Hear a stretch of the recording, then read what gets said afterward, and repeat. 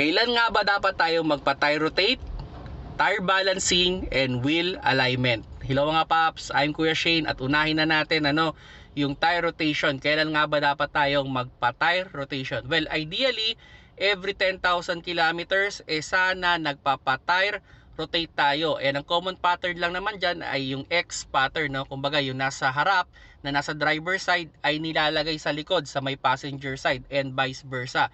Ang idea dito para ma-maximize natin yung tread ng ating gulong. Kaya tayo nagpapa-tire rotate every 10,000 kilometers. And yung second is yung tire balancing. Kailan nga ba dapat tayo nagpapa-tire balancing? Well, pag tayo ay nagpapalit ng bagong gulong, ideally dapat nagpapa-tire balance tayo, no? Ang ginagawa lang naman diyan, pinapasok yun sa machine, then nilalagyan ng tingga, no, para maging balance yung takbo ng ating gulong. Pero dapat din tayo magpa-tire balancing if nakaka-experience tayo ng pag-vibrate ng ating manubela, especially pag tayo ay nasa highway at tumatakbo tayo ng matulin. So yun mga paps, no, kung nakaka-experience ka ng pag-vibrate ng manubela ninyo pag kayo ay nasa highway at tumatakbo kayo ng mabilis, well, ipacheck nyo, no, baka hindi na balance yung inyong gulong, no. And number 3 is yung ating wheel alignment. Ideally ito mga paps, pag kayo ay nagpapalit ng shock o ng spring o basta may ginalaw sa component sa shock ninyo,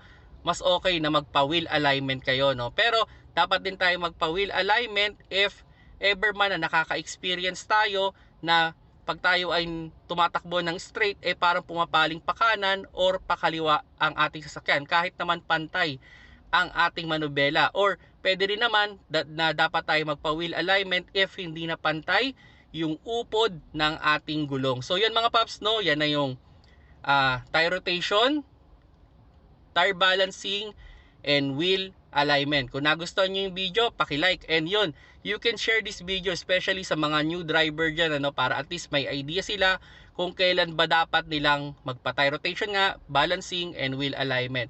At kung nagustuhan nyo yung video ng mga paps, paki-like na lang mga paps, no? At kung hindi pa kayo subscriber ng aking YouTube channel, press sa subscribe button dyan sa baba, at sa Facebook, click nyo lang yung follow sa taas, at sa TikTok, click nyo lang yung plus sign dyan sa logo ng Kuya Shane. At salamat pala sa mga nagko-comment, nagsusubscribe, nagpo-follow sa aking mga channels, no. Maraming salamat sa inyo mga paps, no.